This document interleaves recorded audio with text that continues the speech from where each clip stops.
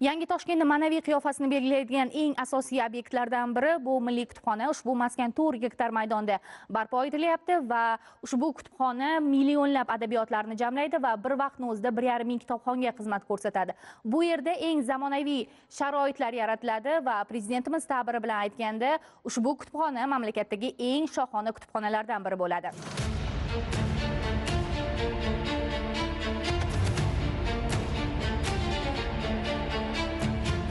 Shaharlarning qiyofasini binolar belgilasa, uning ma'naviy salohiyatini ilm maskanlari namoyon etadi. Yangi Toshkentda dastlabki yirik inshootlar qatorida Milliy kutubxonaning bunyod etilayotgani ham ana shu g'oyaning amaliy ifodasi. 2024-yilda tamal toshi qo'yilgan majmuada bugun keng ko'lamli qurilish ishlari olib borilmoqda. Davlatimiz rahbari Milliy kutubxona qurilishini tamal toshi qo'yilgan ilk kundanoq o'z nazoratiga olgan. O'tgan yillar davomida ham bunyodkorlik jarayoni bilan muntazam tanishib, loyiha yechimlari va yaratilayotgan sharoitlarga alohida e'tibor qaratib kelmoqda. An'anaga muvofiq bu gal ham prezidentimiz Yangi Toshkentga tashrif davomida ushbu kutubxonada bugunga qadar amalga oshirilgan ishlar bilan tanishdi. Bu galgi tashrifda ham prezidentimiz kutubxona har bir kitobxon uchun qulay, zamonaviy va mazmunan mukammal bo'lishi lozimligini ta'kidladi. Qurilishda shoshqaloqlikka yo'l qo'ymasdan har bir detalni puxta o'ylab, sifat bilan amalga oshirish zarurligi qayd etildi. Zero bu maskan mamlakatimizdagi eng muhtasham mutolaachilar, talabalar va tadqiqotchilar bilim oladigan yirik ma'rifat dargohiga aylanishi kerakligi aytildi.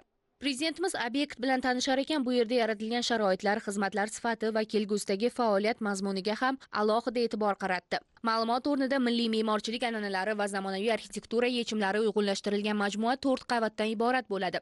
Kutubxona fondlarini saqlash, hisobga olish, xavfsizligini ta'minlash va sterilizatsiya qilish uchun yuqori texnologiyali maxsus xonalar tashkil etiladi. Kitobxonlar xalqaro va milliy yirik kutubxonalarning elektron bazalaridan onlayn foydalanishi mumkin bo'ladi. Ko'zi ojiz fuqarolar uchun alohida o'qish va ilmiy izlanish muhiti yaratiladi. Bu yerdagi xizmatlar an'anaviy mutolaa bilan cheklanmay, zamonaviy tadqiqot va axborot almashinuvi tizimini ham qamrab oladi. Majmuaning ko'p funksiyali shaklda tashkil etilishi ham alohida e'tiborga molik. Bu yerda 300 o'rinli kafe, galereya, yengil sport maydonchalari va dam olish hududlari barpo qilinadi. Umuman, Yangi Toshkentda bunyod etilayotgan Milliy kutubxona mamlakatning bebaho yozma merosini kelajak avlodlarga yetkazadigan, zamonaviy ilm-fan va raqamli imkoniyatlarni bir makonda birlashtiradigan yirik ma'rifat markazi bo'ladi. Yangi shaharning markazida kitob va tafakkur uchun shunday ulkan maskan yaratilayotgani taraqqiyotning eng muhim manbai bilim ekanini yana bir bor namoyon etadi.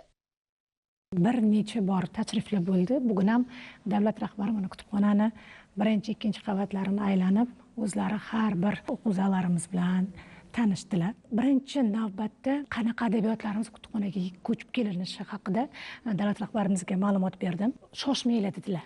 E'tiborliroq bo'linglar dedilar. Qo'llanilayotgan, o'rnatiladigan texnika, texnologiyalar bilan qiziqdilar. Shu bilan birgalikda o'sha kutubxonada albatta ertaga turli millat vakillari foydalanishi, shu bilan birgalikda o'sha xorijdan ham bizni kitob, bugungi kunda ham bizni kutubxonamizda juda ham ko'p xorijlik kitobxonlar bor va o'sha kutubxonachilarni xorij tillariga alohida e'tibor beringlar deb alohida bir topshiriq qilib berdilar. Birinchi qavatimizda o'sha kitobxonlarni kutubxonaga tashrif buyurganidan umuman kutubxonaning ichidagi jarayonlarni qanaqa tashkil qilayotgani bilan qiziqdilar.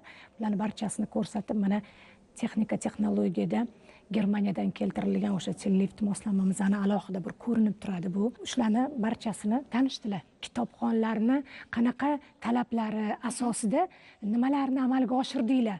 Masalan, bugungi kunda bizda qiyinchilik tug'ilayotgan qaysi tomonlariga ko'proq urg'u berdinglar? Ularni hammasini albatta tushuntirdik. Xona bir vaqtni o'zida 1,5 mingga yaqin kitobxon qabul qilinishni o'zi bir shohona desa ham bo'ladi. Chunki bu amalda bugungi kunda o'sha faoliyat ko'rsatayotgan kutubxonamizdan 2 baravar ko'p. Alohida bir shu narsani so'rab, buni albatta oxirigacha yetkazinglar dedilar. Binoni loyihalashtirganda biz alohida bunga iltimos qilgan edik. Toza havoni kirishida har bitta qavatda albatta o'sha toza havo bor.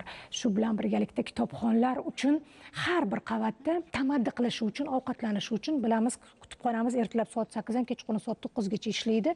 Shunaqangi kitobxonlarimiz bo'ladiki, ular kunini shu kutubxonada o'tkazishadi. Quruvchilar bilan birgalikda ishlayapmiz.